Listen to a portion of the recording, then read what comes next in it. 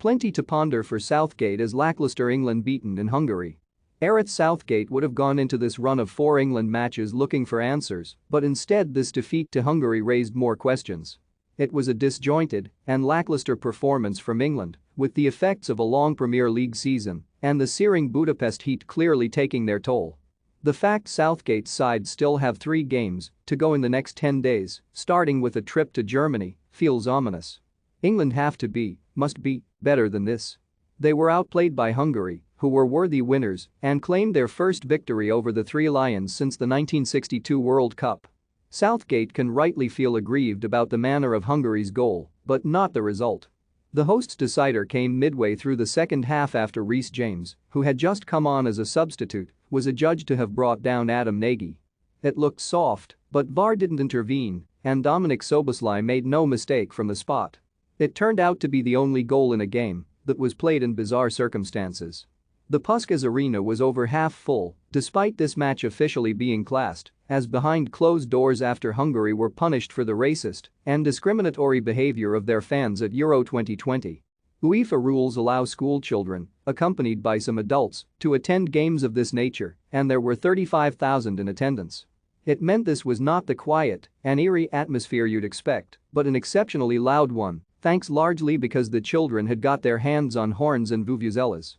The fact England players were booed by some sections for taking the knee before kickoff only added to the feeling this just wasn't right, and surely UEFA must look at how these behind closed-door games are played.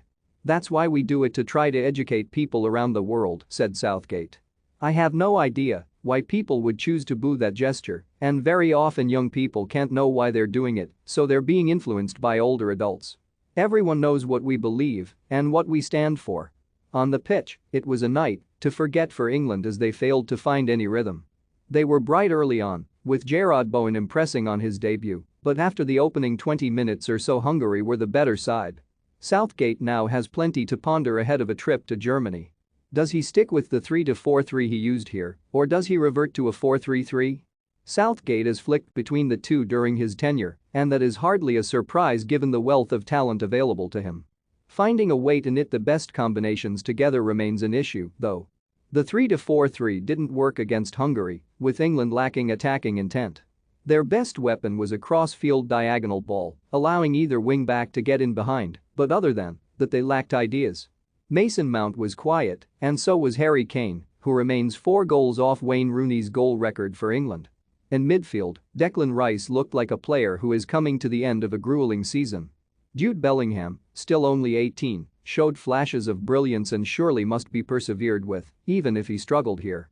Ahead of them, however, there are questions to answer. Is there a way to get Jack Grealish, who was lively off the bench, Bukayo Saka and others into this side? Germany provides Southgate with another chance to shuffle his pack, but time is running out ahead of the World Cup in Qatar later this year. England now have just 5 games to go before that, and they will hope this defeat in Hungary was just a bump in the road and they get back on track quickly.